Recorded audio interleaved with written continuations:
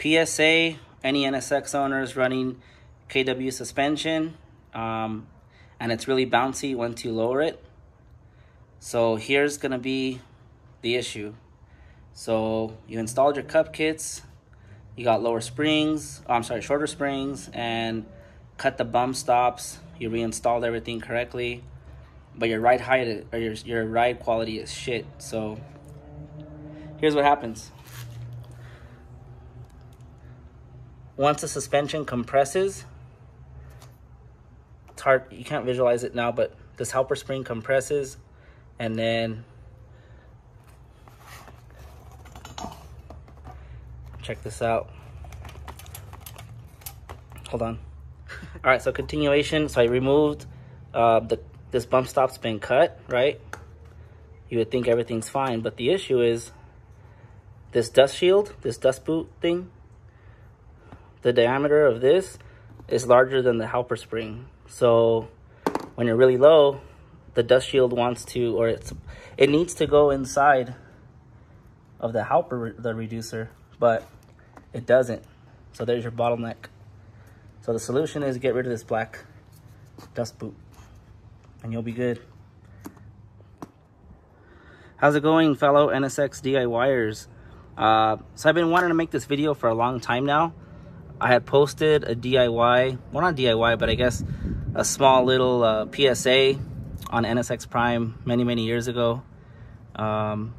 Basically an issue keeps coming up where people install the KWV3s or KW coilovers on NSX and have an issue where the lower perch hits the A-arm right there at the edge. So you try to get it slammed and then you run into a roadblock because the perch interferes with the A-arm. So like I said, I wrote a PSA on Prime many years ago, but the issue keeps coming up, so I figured I'll make a video because things are easier understood through visual. So this owner has the car pretty slammed. I have mine like this too, so I put some tape there so I can have a record of how low the perch needs to be. So I had this issue because I took the coilovers off and I'm trying to install them again and I forgot.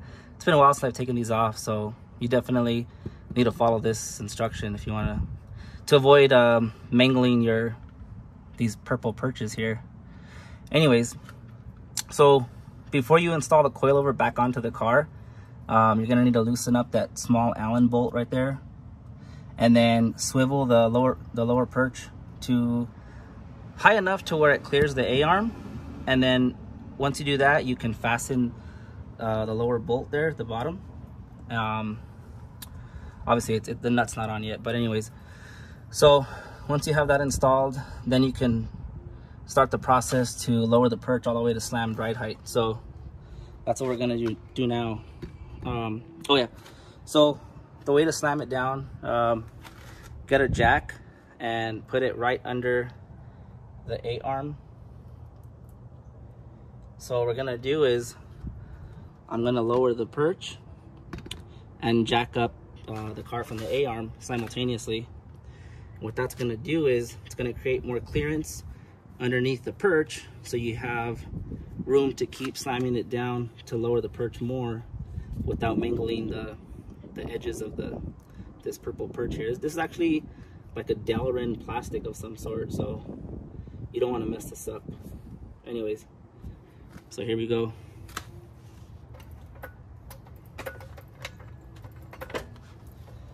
So you raise it enough to where you gain clearance, okay? Then just swivel it down.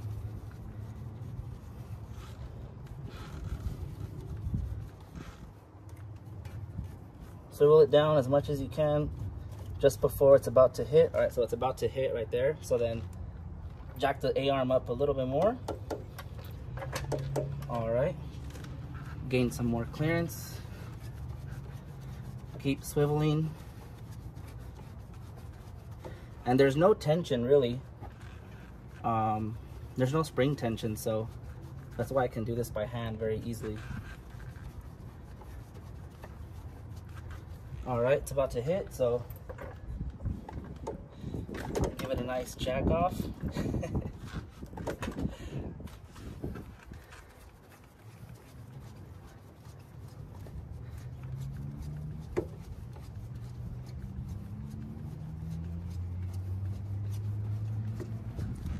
So yeah, without doing this, it's literally impossible to lower the car to like a slammed ride height, right, without having the perch interfere. So if you never had this issue on KW, then either you know what you're doing or you're driving at a non-slammed ride height. So it's about to hit right there. Jack it up. All right, almost there.